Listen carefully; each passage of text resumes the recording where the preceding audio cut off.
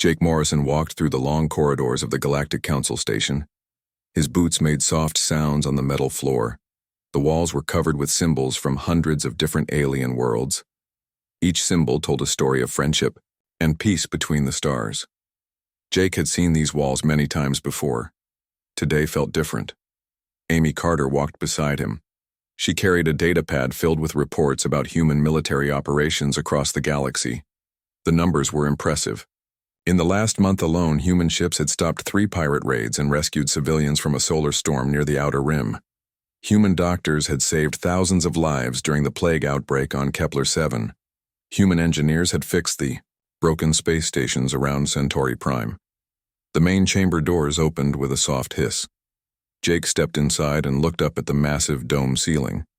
Representatives from 850 different species sat in floating chairs arranged in circles around the center floor.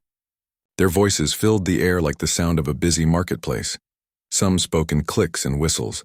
Others communicated through flashing lights on their skin.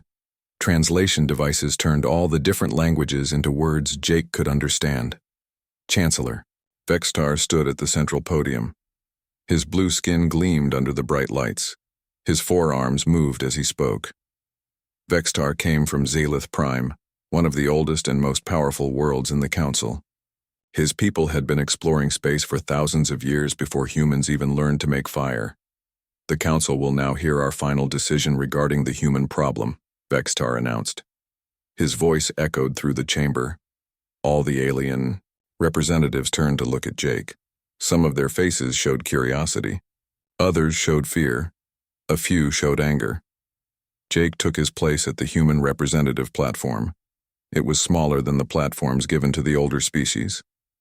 Humans had only joined the Council 40 years ago. They were still considered newcomers by most of the galaxy. Prime Minister Quillix floated down from his position high above the chamber. His species looked like giant jellyfish made of silver metal. His voice came through speakers built into his platform. For decades, we have watched humanity with growing concern. Your species shows dangerous levels of aggression and unpredictability. Jake listened without changing his expression. He had heard these complaints before. Humans fought too hard. Humans took too many risks. Humans asked too many questions. Humans refused to follow orders without understanding the reasons. Your military forces have become too powerful, Quillix continued. Your technology advances too quickly. Your people spread across the galaxy too fast. This creates instability in our carefully balanced civilization. A representative from the Morphin world stood up. Her green scales caught the light as she spoke. Human Captain Lisa Brooks destroyed an entire Reaper war fleet last month. She did this without asking permission from the Council. She acted on her own authority. Jake remembered that battle. Captain Brooks had received a distress call from a civilian transport ship. 300 families were trapped while Reaper raiders closed in for the kill. Brooks had been ordered to wait for backup. Instead, she took her small patrol squadron and attacked immediately. She saved every single civilian. The Council later complained that she had not followed proper military procedures. The humans refused to accept their place in our society, said a delegate from the Crystal Worlds. His body looked like living diamond. Light passed through him in rainbow patterns. They question our decisions. They challenge our authority. They act like they know better than species who have existed for millions of years. More voices joined. The complaints. The humans were too violent. The humans were too independent. The humans could not be trusted to follow the careful rules that kept peace in the galaxy. Jake heard the same arguments over and over again. Chancellor Vexitar raised all forearms for silence. Therefore, the Galactic Council has reached a unanimous decision. Humanity will immediately surrender all military vessels to Council control. All human weapons technology will be transferred to Council oversight. All human colonies outside the Sol system will accept Council governors. Jake felt something cold settle in his stomach. This was worse than he had expected. Furthermore, Vexitar continued, all humans will submit to genetic modification procedures. These procedures will reduce aggressive tendencies and increase compliance with authority. The modifications are necessary to help humanity integrate properly into galactic civilization. Amy Carter stepped forward. Her face had gone pale. "Chancellor, you are asking us to give up everything that makes us human. We are offering you the chance to become better than human," Quillix replied. His mechanical voice showed no emotion.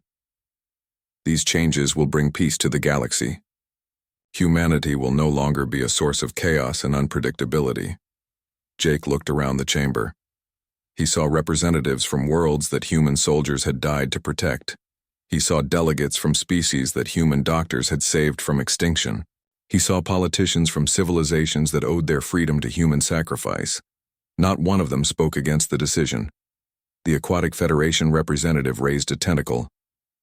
"We call for the formal vote, 850 voting." Platforms lit up around the chamber.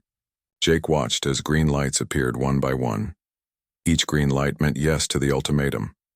Each green light meant the end of human independence. The count appeared on the main display. 847 votes in favor.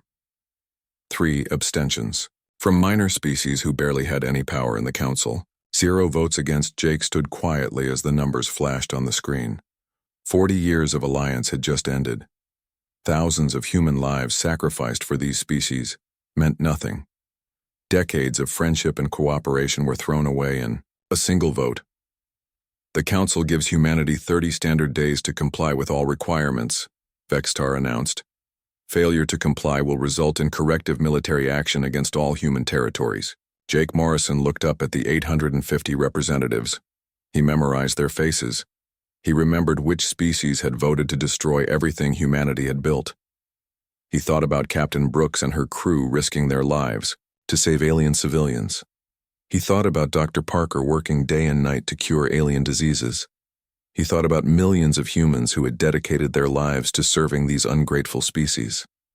"We understand the Council's position," Jake said quietly. His voice was calm and steady. "Humanity will respond within the allotted time frame." He turned and walked toward the exit. Amy Carter followed behind him. Their footsteps echoed in the sudden silence of the chamber. No one spoke. No one moved. Everyone watched the humans leave. Jake did not look back. He did not argue or threaten or beg. He simply walked away. The great doors closed behind them with a soft hiss. In the chamber, 850 species began to celebrate their victory over the dangerous humans. They had no idea what they had just lost. Dr. Ben Parker stood in the command center of Terra Station watching hundreds of screens at once. Each screen showed a different human outpost somewhere in the galaxy. Mining stations near gas giants, research labs on frozen moons, military bases protecting alien trade routes, agricultural colonies feeding hungry alien populations. All of them received the same message at exactly the same time. "Operation Silent Departure is now active."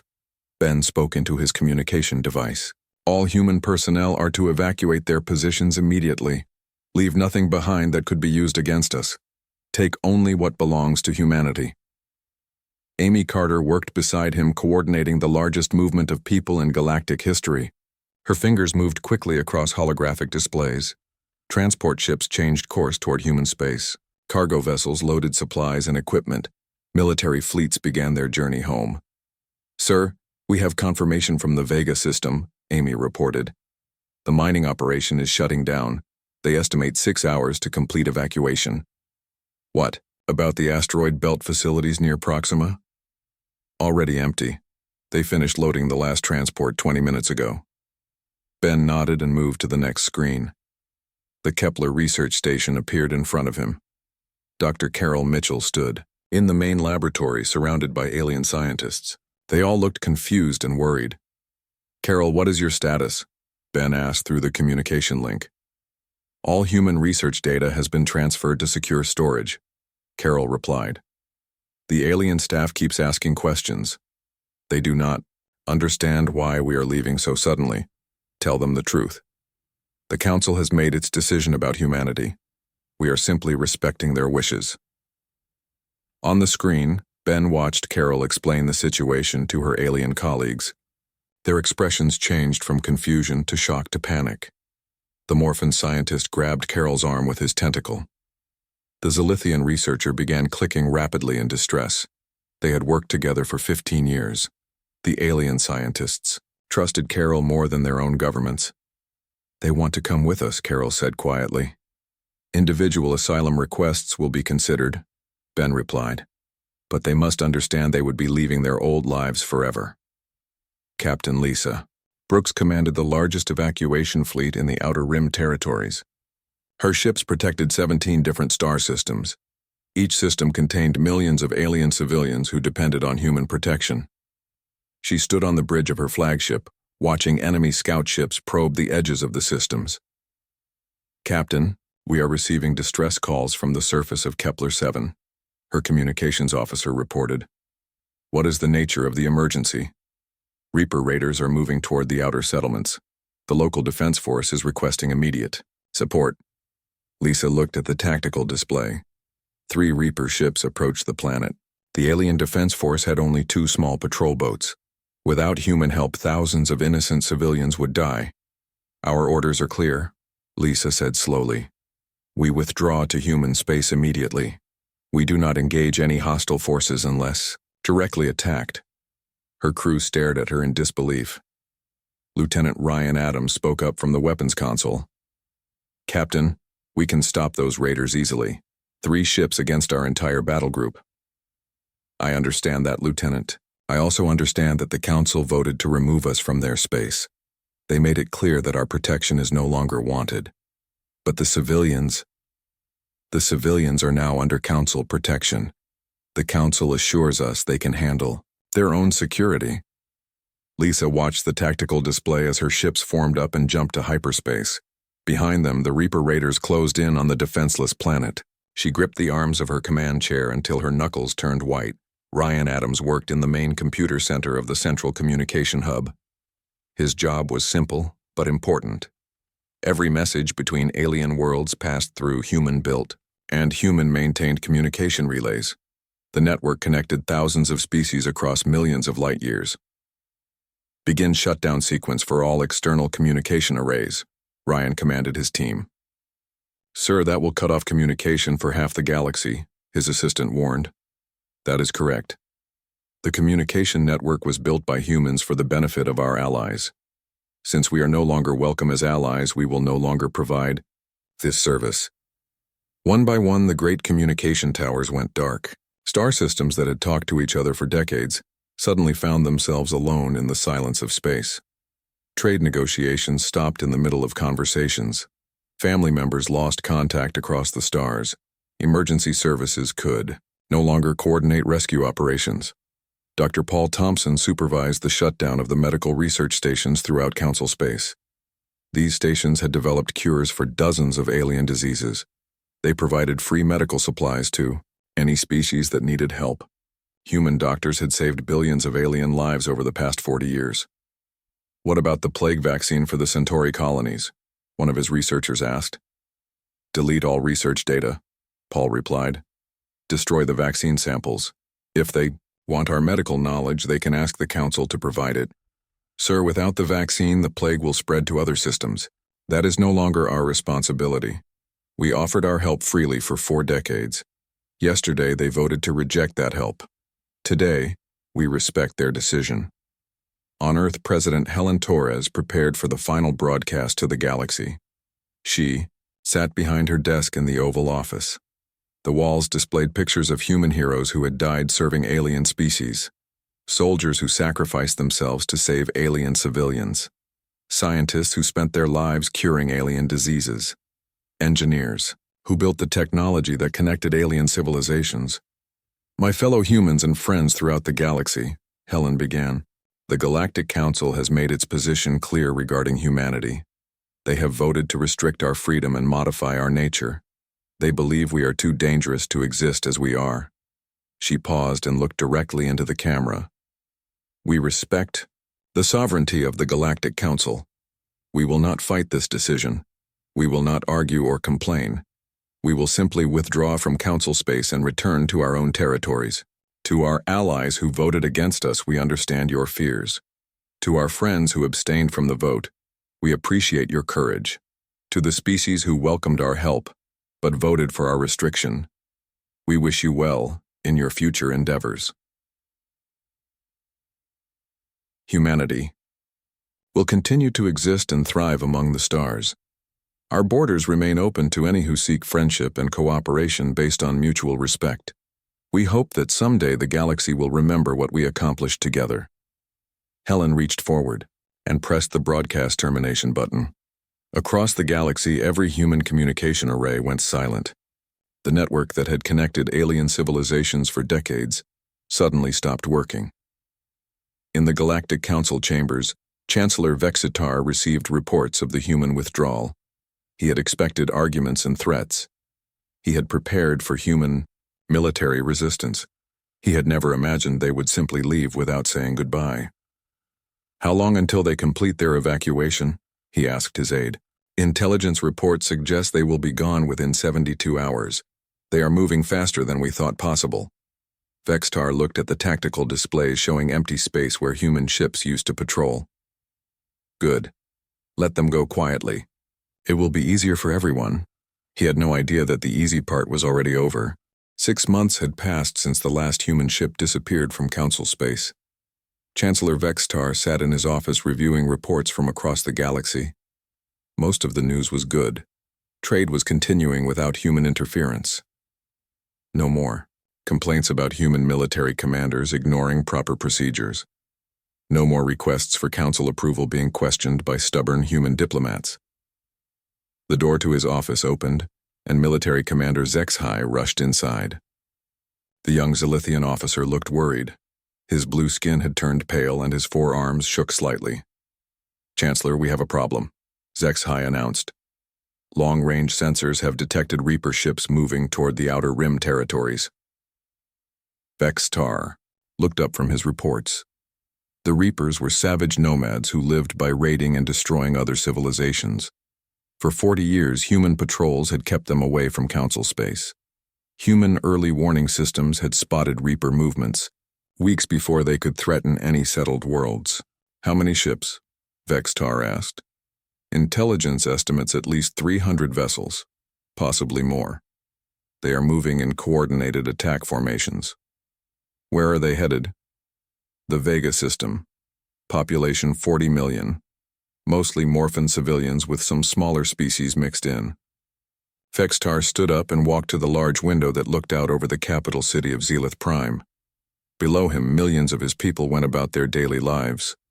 They felt safe because they believed the Council could protect them just as well as the humans had. "Deploy the Third Fleet to intercept the Reapers," Vexitar ordered. "Sir, the Third Fleet is our largest battle group, but without human tactical support." "Commander, we managed to fight wars for millions of years before humans appeared. We will manage now."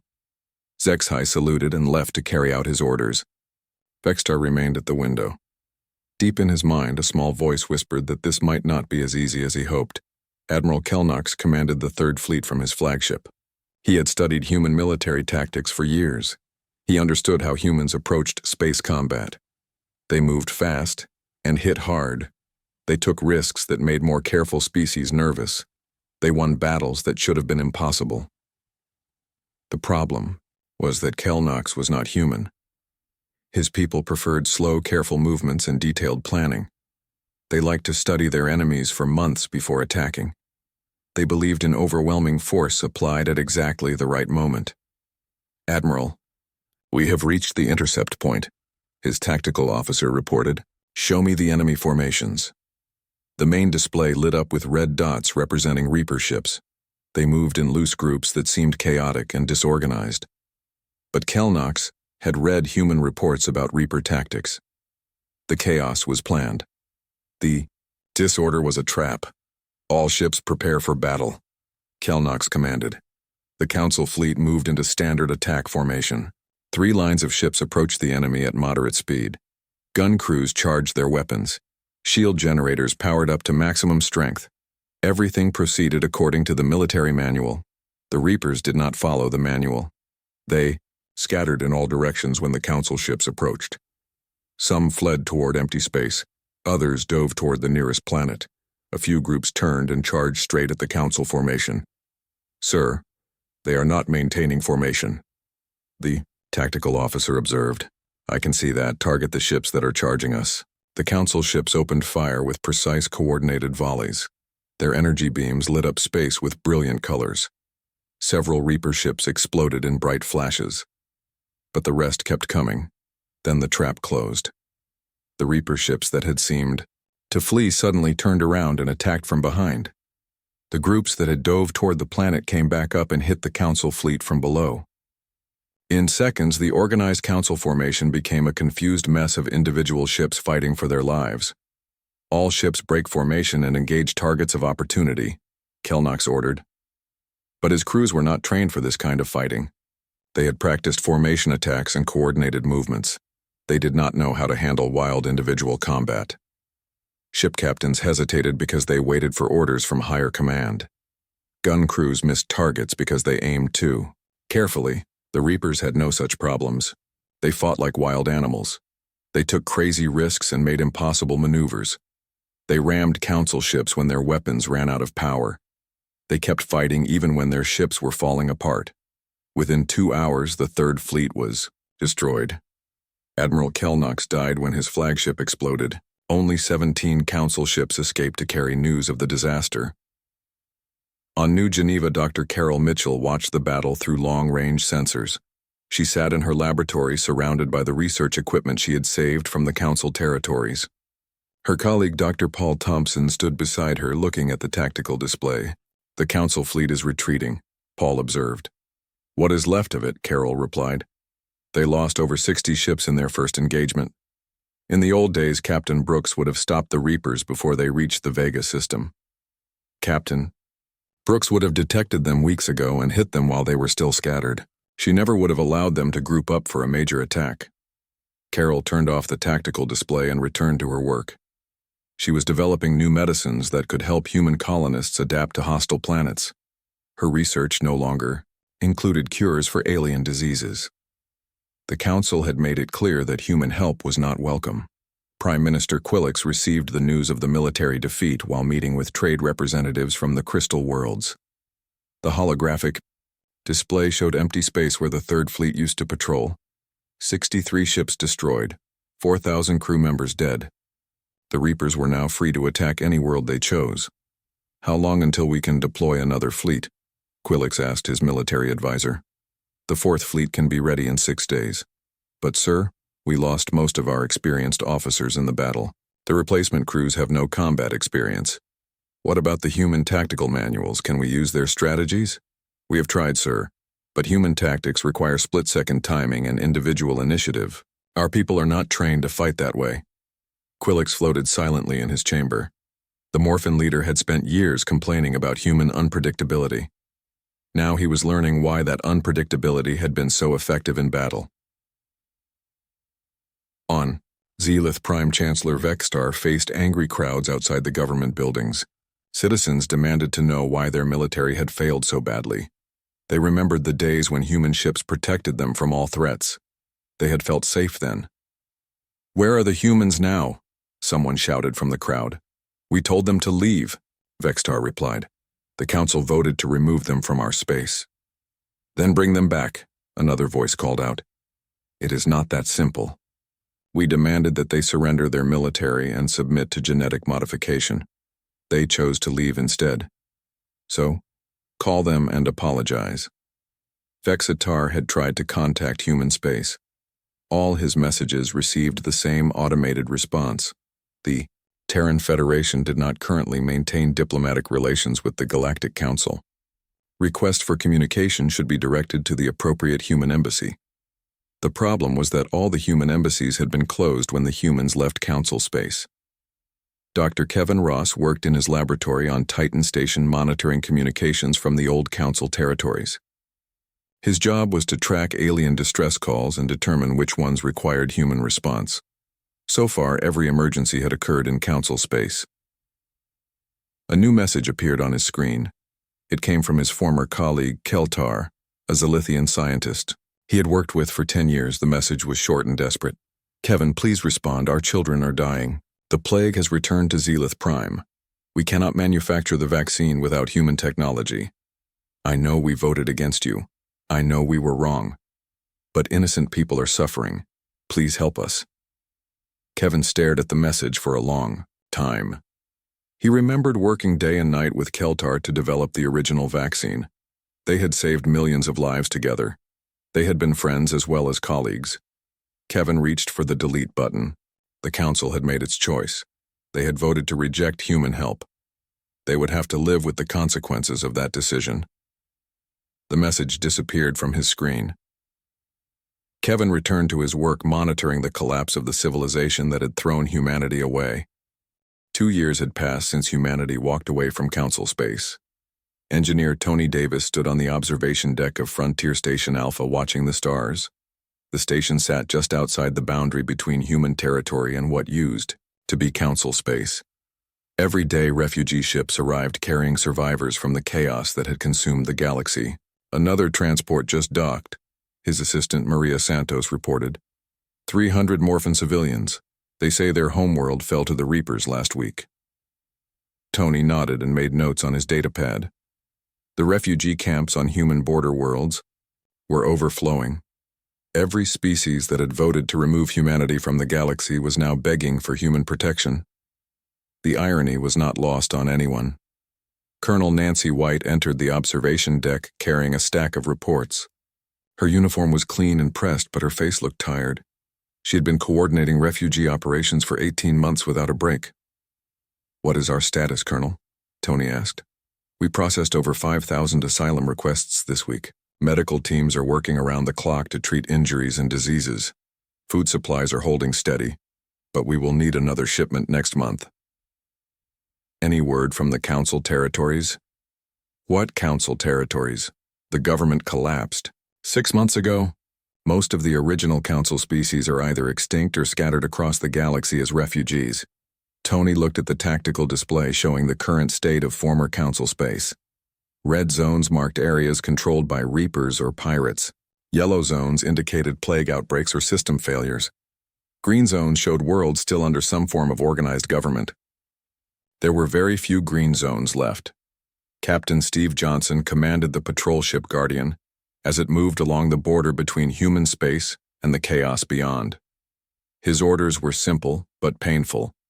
Observe and report. Do not engage hostile forces unless directly attacked. Provide assistance only to ships that reached human territory.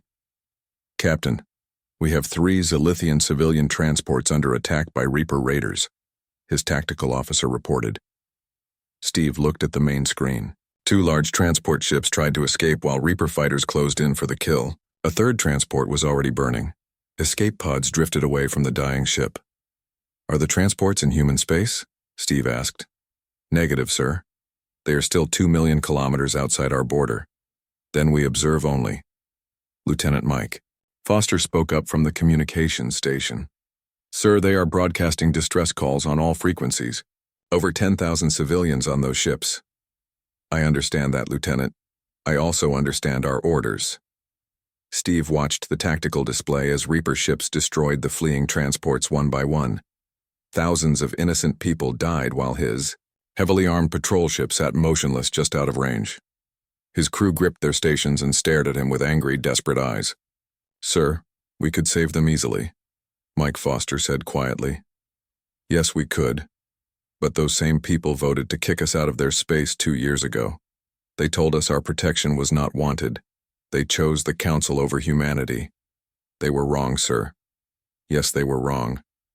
But being wrong does not erase the consequences of their choices." The last transport ship exploded in a ball of fire.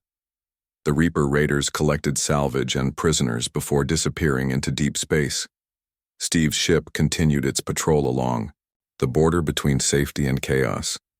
Dr. Kevin Ross worked in his research laboratory on Europa developing new medical treatments for human colonists. His work had shifted completely away from alien biology. He no longer studied diseases that affected other species. The knowledge that had once saved billions of alien lives was now focused entirely on helping humanity. A priority message appeared on his communication screen. It came through the emergency channel that was supposed to be used only for critical humanitarian crises. Kevin opened the message and saw the face of Dr. Velnash, a Centauri scientist he had known for 15 years. "Kevin, please answer this message," Velnash pleaded. "The plague has mutated. It is killing our children faster than we can count. We need the vaccine formula that you developed. We need the production techniques that your people created. I know we voted against humanity. I know we do not deserve your help. But the children did not vote. They are innocent." The message continued for several minutes. Velnash described hospitals overflowing with dying patients. He talked about medical supplies running out. He begged Kevin to remember their friendship and the work they had done together. Kevin watched the message 3 times before making his decision. He forwarded it to the appropriate human authorities with a note recommending no response. Then he deleted the original message and returned to his work. The Galactic Council building on Nexus Prime stood empty and dark. Chancellor Vextar walked through the abandoned halls where representatives from hundreds of species once gathered to make decisions for the galaxy. Most of those species no longer existed. Others had fled to distant corners of space or sought refuge in human territory. Vextar reached the main chamber where the vote against humanity had taken place 2 years earlier. The floating platforms were still arranged in their perfect circles. The translation devices still hung from the ceiling, waiting for voices that would never return. He climbed to his old podium and looked out over the empty space. "Computer, display the current status of council member species," Vextar commanded. Holographic displays appeared showing the latest intelligence reports. Of the 850 species that had voted to restrict humanity, only 237 still maintained any form of organized government. 112 species were completely extinct. The rest existed as scattered refugee populations or isolated colonies cut off from the rest of the galaxy. Computer, display current status of human territories. New displays showed the Terran Federation boundaries. Human space had actually expanded during the past 2 years. Their colonies were thriving. Their military was stronger than ever. Trade with independent species brought wealth and new technology. They had built a better civilization without the council. The door to the chamber opened and Prime Minister Quillix floated inside. The old Morphin leader looked ancient and tired. His silver metallic skin had lost its shine. His movements were slow and painful. "Vextar, we need to discuss the final evacuation," Quillix said. "How many ships do we have left?" 17 vessels, capable of interstellar travel. Maybe 20 if we can repair the damaged ones. "And how many people need evacuation?" "From this system alone? Nearly 2 million. From the remaining council worlds? Perhaps 50 million total." Vextar did the math in his head. Even if every ship worked perfectly, they could not save more than a tiny fraction of the survivors. The rest would be left behind when the Reapers arrived. "Have you tried contacting human space again?" Vextar asked. "Every day for 6 months.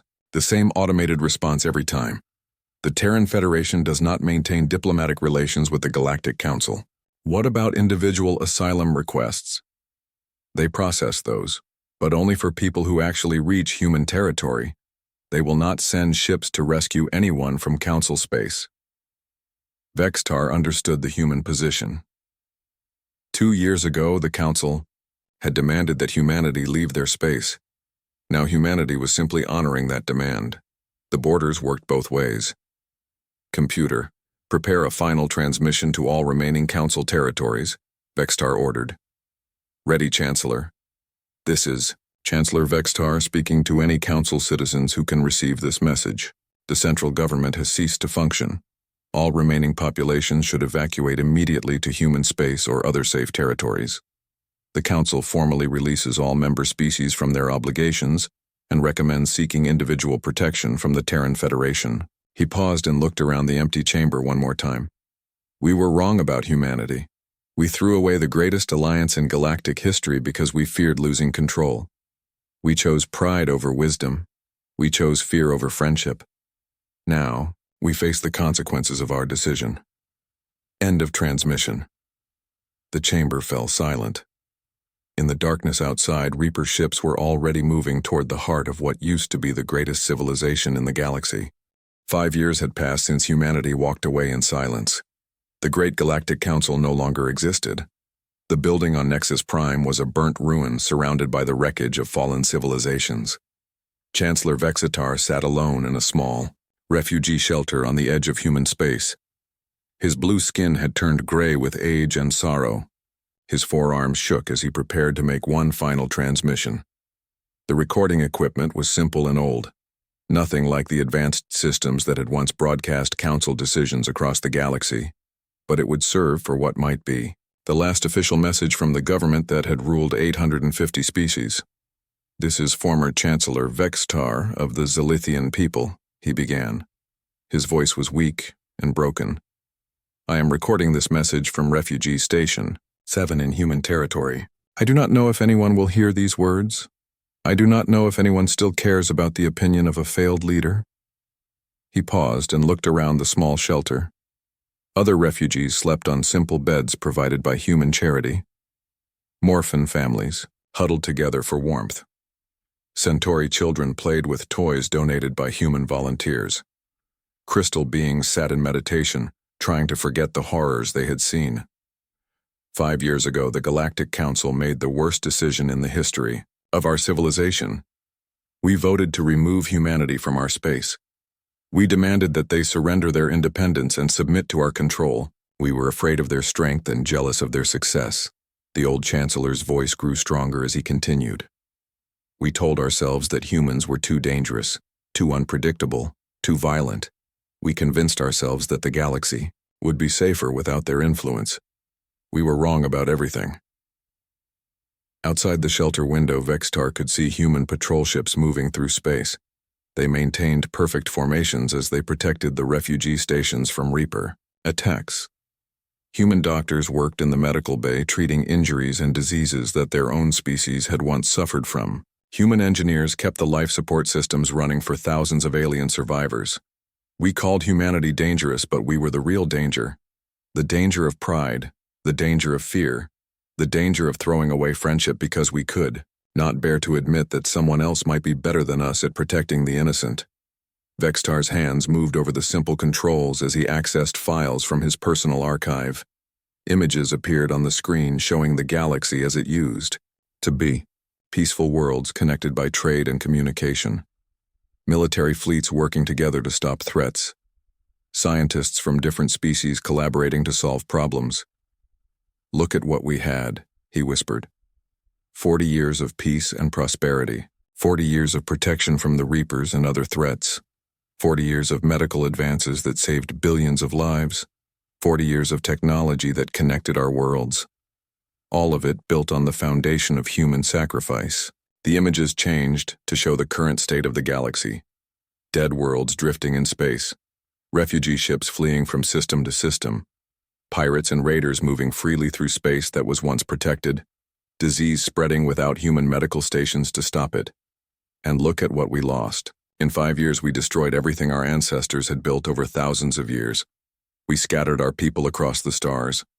We turned paradise into hell because we could not tolerate sharing power with humans. Prime Minister Quillix floated into the shelter looking even more tired than Vexitar. The old Morphin leader had lost most of his metallic shine. His movements were slow and painful.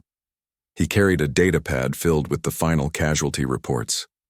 "The numbers are complete," Quillix announced quietly. "How many?" Vexitar asked.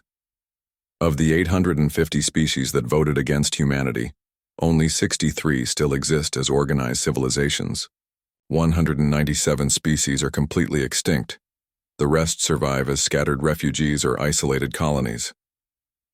Vexitar closed his eyes and felt the weight of those numbers. Hundreds of billions of lives lost because of their decision. Entire civilizations wiped out because they had been too proud to accept human protection. "Continue the recording," Quillix said. "The survivors need to hear this." Vexitar looked back at the camera. "We do not ask for forgiveness, we do not deserve it. Humanity offered us friendship and we repaid them with suspicion. They offered us protection and we rewarded them with exile. They saved our lives countless times and we voted to destroy their freedom." He paused and called up one final image. It showed the vote that had ended everything. 847 green lights voting to restrict humanity, 3 abstentions, 0 votes in favor of continued alliance. This is our legacy. This moment when we chose fear over friendship, when we decided that our pride was more important than our survival. Every species that died in the years that followed died because of this vote. The transmission continued for another hour. Vextar listed the worlds that had fallen. He named the species that had gone extinct. He described the suffering that could have been prevented if they had chosen differently. It was a catalog of failure and regret. On Earth, President Helen Torres watched the transmission in her office. Admiral Chris Lee and Director Kate Sullivan sat beside her. Outside the window, the lights of New Washington sparkled in the darkness. Earth had never been more prosperous or secure. "What do you think, Madam President?" Admiral Lee asked when the transmission ended. "I think Chancellor Vextar finally understands what they threw away," Helen replied. "The question is whether we should respond." Director Sullivan consulted her datapad. "Our refugee operations have processed over 2 million asylum seekers in the past 5 years. The camps are operating at full capacity, but we can handle more if needed. What about the military situation?" "The Reapers avoid our space completely," Admiral Lee reported. "After we destroyed their advanced scouts, they decided we were too dangerous to attack. Our borders are secure and our colonies are expanding." Helen stood and walked to the window. Below her, the city bustled with activity. Humans and friendly aliens worked together in the streets. Children from a dozen different species played in the parks. It was everything the old council could have been if they had chosen cooperation over control. "Prepare a response transmission," Helen ordered. The recording studio in the presidential palace was equipped with the most advanced communication technology in human space. Helen sat behind a simple desk with the flag of the Terran Federation visible behind her. She looked directly into the camera with calm, steady eyes. "This is President Helen Torres of the Terran Federation responding to the message from former Chancellor Vextar. We have received your transmission and your apology. We acknowledge the courage it took to admit your mistakes." She paused and chose her words carefully. 5 years ago, the Galactic Council voted to remove humanity from your space. You demanded our submission and we chose our freedom. You called us dangerous and we proved you right. We are dangerous to those who threaten the innocent. We are dangerous to those who mistake kindness for weakness. The Terran Federation maintains open borders for any individual seeking peaceful sanctuary. We do not discriminate based on species or past political decisions. Every refugee who reaches our territory receives medical care, food, shelter, and the opportunity to build a new life. However, we do not negotiate with governments that no longer exist. We do not restore alliances with civilizations that chose to destroy themselves. The Council made its decision 5 years ago. The consequences of that decision are not our responsibility. Helen's expression softened slightly. To the survivors in refugee camps and scattered colonies, you are welcome in human space if you choose to come. We judge individuals by their actions, not by the votes of their governments. Many of you oppose the decision to exile humanity. You should not suffer for the mistakes of your leaders. To the species that are rebuilding on their own, we wish you success. Trade agreements and mutual defense pacts are available to any civilization that approaches us with respect and honesty. We remember our friends, we remember our enemies. Most importantly, we remember the difference. The transmission ended with the image of the Terran Federation flag. Across the galaxy, automated beacons repeated the message on all frequencies. Refugee ships changed course toward human space.